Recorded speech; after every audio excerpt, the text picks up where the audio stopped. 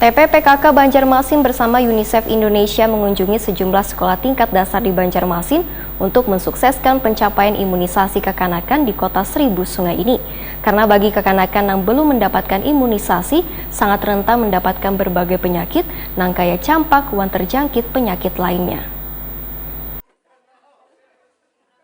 TPPKK Banjarmasin bersama UNICEF Indonesia mengunjungi sejumlah sekolah tingkat dasar di Banjarmasin untuk mensukseskan pencapaian imunisasi kekanakan di kota Seribu Sungai ini. Kegiatan bulan imunisasi anak nasional ini dilaksanakan mulai 18 Mei 2022 lalu. Ketua TPPKK Banjarmasin Siti Wasilah Wetakuni Prima TV usai melakukan kunjungan ke sekolah-sekolah besukan Senin 30 Mei 2022 memedahkan hampir setengah bulan sudah dilaksanakan bulan imunisasi anak nasional, namun pemberian imunisasi pada kekanakan masih rendah atau belum memenuhi target, yaitu 194.000 kekanakan yang harus diimunisasi atau sesuai dengan standar pencapaian target sebesar 70%. Menurut Siti Wasilah, imunisasi pada kekanakan ini bertujuan untuk mewujudkan kekebalan tubuh karena bagi kekanakan yang belum mendapatkan imunisasi sangat rentan mendapatkan berbagai penyakit, kayak campak, wan terjangkit penyakit lainnya.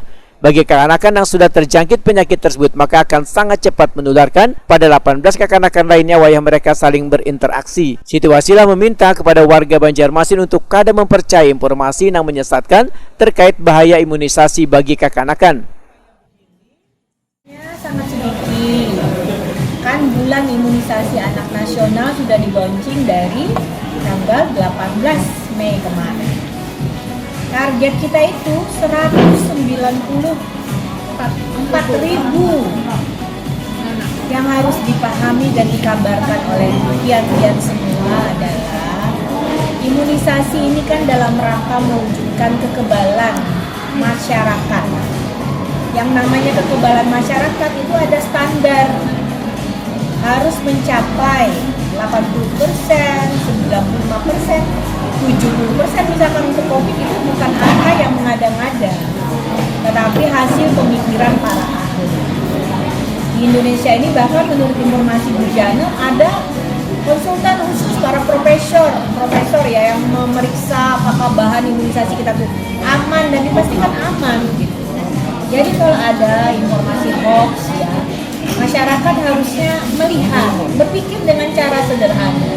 Kok bisa ya satu botol, istilahnya tuh pial, satu pial vaksin itu ada satu gitu, misalkan kasus minuman, dan ini kasusnya kan sangat jarang ya. Kok ada yang meninggal, kok ada apa? Itu kan kenapa ya satu botol hanya satu yang kena, artinya kan kasusnya itu berkaitan dengan kesehatan yang bersangkutan saja, atau memang ada penyakit bawaan dan koinsiden namanya muncul kebetulan bersamaan sedang diimunisasi.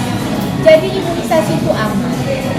Ya, jadi tolong ini saya berharap para wartawan kabarkan yang baik. Siti Wasilah menambahkan, untuk memenuhi target imunisasi di Banjarmasin, maka TPPKK Banjarmasin akan bekerja sama dengan Dinas Pendidikan dalam memberlakukan persyaratan bagi peserta didik baru yang ingin masuk sekolah di tahun ajaran baru nanti, yaitu diminta untuk melampirkan surat keterangan sudah diimunisasi.